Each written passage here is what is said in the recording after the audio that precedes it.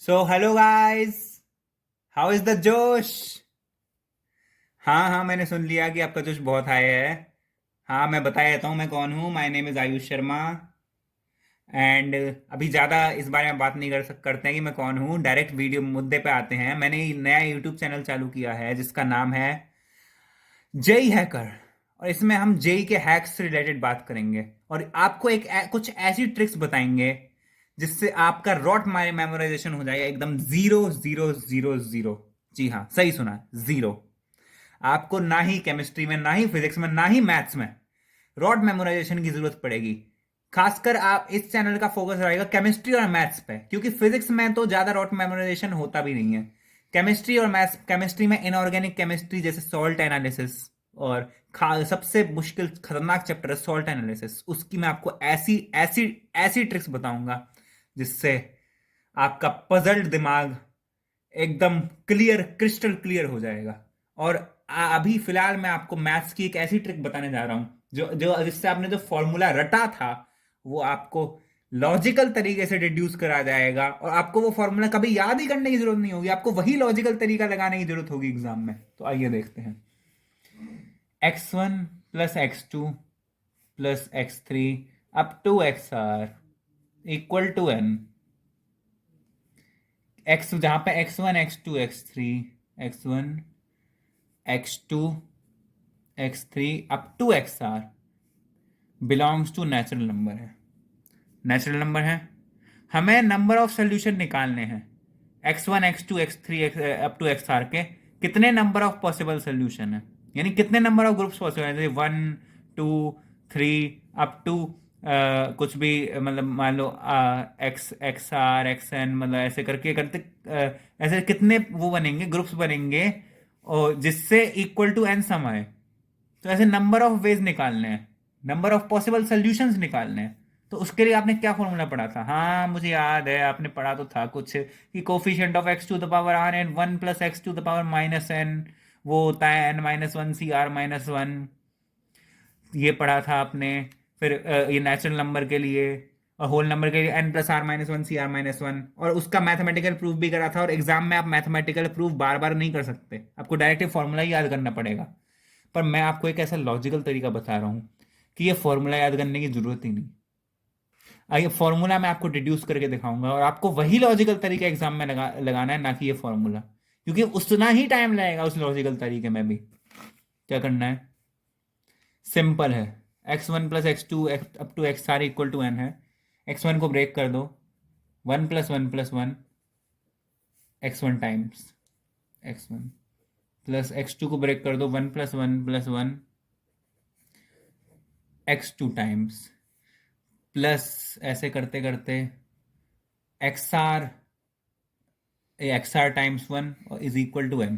ठीक है, अब हमें फिर क्या करना है?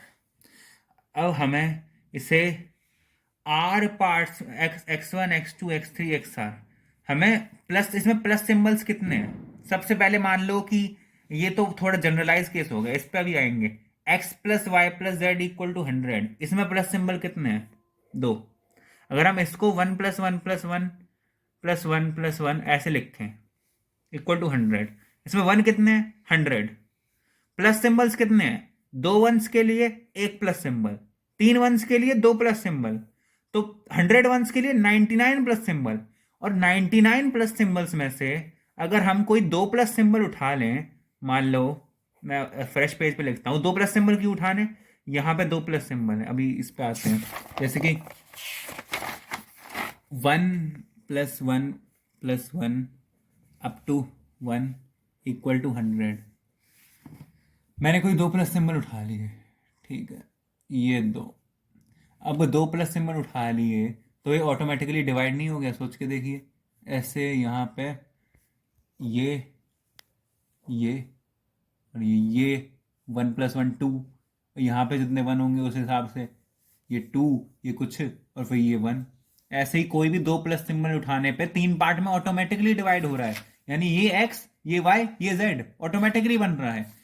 और दो दो प्लस सिंबल क्यों उठाने? क्योंकि हमें तीन पार्ट में डिवाइड करना है, एक्स वाई जेड बनाने हैं, और यहाँ पे एक्स वाई जेड नेचुरल भी है क्योंकि यहाँ पे कोई प्लस सिंबल नहीं होगा। यहाँ पे प्लस सिंबल होता तो जीरो होता यहाँ, और यहाँ पे प्लस सिंबल नहीं है, सीधा यहाँ पे है, इसलिए हमें कोई दो ही उठाने हैं प्लस सिंबल, जिस तीन पार्ट में ऑटोमेटिकली डिवाइड हो जाए और ऑटोमेटिकली एक्स वाई जेड की वैल्यूज आती रहेंगी। जैसे आपको यहाँ दिख रहा है दो प्लस सिंबल है, तो ऑटोमेटिकली एक्स वाई जेड की वैल्यूज आती रहेंगी, उसी हिसाब से अलग अलग प्लस सिंबल उठाएंगे। तो हमें क्या करना है, हमें नंबर ऑफ प्लस सिंबल्स के वेज देखने हैं, उठाने के वेज, कि कितने वेज हैं नंबर ऑफ प्लस सिंबल उठाने के, कि जिससे कि एक्स वाई जेड की ऑटोमेटिकली वैल्यूज आती रही। वही नंबर ऑफ वेज हैं, नंबर ऑफ सोल्यूशन है एक्स वाई जेड के, तो फिर उसके ordered pairs X Y Z के, तो फिर उसके लिए क्या करना पड़ेगा, उसके लिए हमें 99 प्लस सिंबल्स में से कोई दो प्लस सिंबल सिलेक्ट करने हैं। क्या होता है 99C2, और यही आंसर, यही उसका एक्स वाई जेड के नंबर ऑफ पॉसिबल सोल्यूशन है। क्यों, क्योंकि दो प्लस सिंबल उठा रहे हैं तो एक्स वाई जेड ऑटोमेटिकली मिल रहे हैं, सिंपल है। अब ऐसे ही अगर हम उसके लिए कर दें x1 प्लस x2, जैसे कि आपको यहाँ लिखा है x1 plus x2 plus X R equal to N, ये एक्स आर है इक्वल टू एन, इसे x से डिवाइड कर लिया, x1 x2 एक्स आर, ऐसे करते करते इसमें से कितने प्लस सिंबल उठाने हैं, अगर n ये n वंस हैं, दो वंस के लिए एक प्लस सिंबल, तीन वंस के लिए दो प्लस सिंबल, n वंस के लिए n-1 प्लस सिंबल होंगे। n-1 प्लस सिंबल्स में से हमें कितने प्लस सिंबल्स उठाने हैं, जैसे वहां किया था, वहां तीन पार्ट्स में डिवाइड करने के लिए दो प्लस सिंबल उठाए, यहां पे n पार्ट्स में देखिए यहां पे कितने प्लस सिंबल होंगे, बीच में यहां r-1 प्लस सिंबल होंगे, क्योंकि दो के लिए एक और तो तीन के लिए दो, r के लिए r-1 प्लस सिंबल्स बीच में, तो हमें r-1 प्लस सिंबल्स यहां उठाने हैं, ताकि r पार्ट्स में डिवाइड हो जाए। मान लीजिए कोई भी r-1 प्लस सिंबल उठा दिए तो r पार्ट्स में ही ऑटोमेटिकली डिवाइड हो जाएगा, तो सिंपल है फिर, इसलिए n-1 C r-1 is equal to answer, यही है नंबर ऑफ सॉल्यूशंस। तो नेचुरल नंबर्स के केस में n-1 C r-1 is the answer. अब होल नंबर्स की बारी आती है। मान लिए x1 plus x2 plus X R equal to n, जहां पे x1 x2 x3 x are natural number ना होके होल नंबर है, तो हम कैसे निकालेंगे, क्या फर्क आ जाता है फॉर्मूले में, जितना आपने याद करा है n प्लस r-1 याद नहीं करा, रटा है n प्लस r-1 सी r-1, क्या फर्क आ जाता है, n की जगह n प्लस r आ जाता है।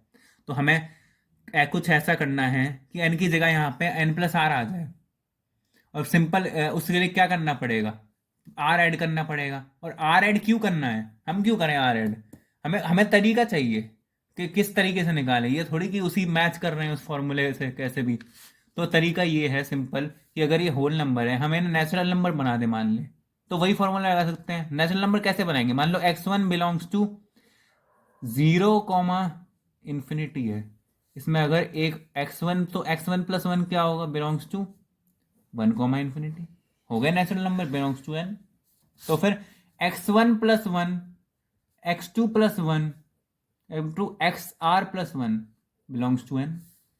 सब में एक एक जोड़ दें, मान लें इस इक्वेशन में r जोड़ दें और r को यहाँ ब्रेक करके 1 1 लिख दें, और 1 को हर एक 1 एक एक को दे दें, x1 plus 1 plus x2 plus 1 up to x R plus 1 equal to n plus R, जहां पे ये भी नेचुरल, ये भी नेचुरल, ये भी नेचुरल। तो अगर हम इसके नंबर ऑफ सॉल्यूशंस निकाल लें, x1 जो x1 plus 1 x2 plus 1 x R plus 1 के नंबर ऑफ पॉसिबल सोल्यूशन है, तो वही number of solution x1 x2 x3 up to x R के भी होंगे। तो बस क्या करना है, n प्लस आर, यहाँ पे उसमें राइट साइड में n था, यहाँ राइट साइड में n प्लस आर है, तो number of possible solution of x1 plus 1 x2 plus 1 up to x R plus 1 equal to n plus R minus 1 C R minus 1 equal to number of possible solution in case of whole number. Whole क्योंकि यहाँ पे n plus R है, तो यहाँ पे n-1 की जगह n plus R minus 1, और ये x1 plus 1 x2 plus 1 up to x R plus 1 के नंबर ऑफ पॉसिबल ग्रुप्स हैं, और वही वही x1 x2 की प्लस 1 ही तो जुड़ा है, तो भले ही सोल्यूशन चेंज हो जाएंगे लेकिन नंबर ऑफ सोल्यूशन तो सेम रहेंगे, प्लस 1 जुड़ने से कोई इफेक्ट नहीं होगा। तो बस n plus R minus 1 C R minus 1, ये होल नंबर के केस में, पुराना वाला नेचुरल नंबर के केस में। सो सिंपल गाइस, तो मिलते हैं अगले वीडियो में। अगर आपकी वाइब मैच नहीं हो रही तो कोई ज़रूरत नहीं है चैनल को सब्सक्राइब करने की, जब वाइब मैच हो तब सब्सक्राइब जरूर करिएगा चैनल को। मिलते हैं अगले वीडियो में।